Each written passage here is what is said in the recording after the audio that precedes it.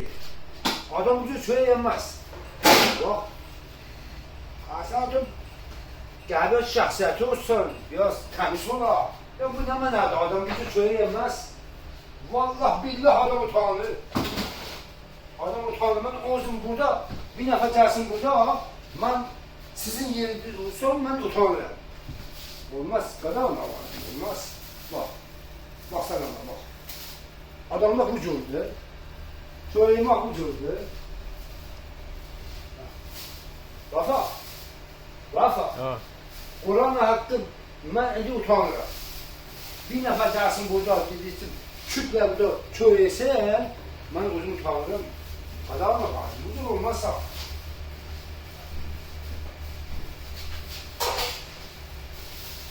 Biz Türkler ne kanır ne kandırırlar. Biz bedbaht olalım. Biz bedbaht olalım. Ona sen bizim filmimizi çıkarsan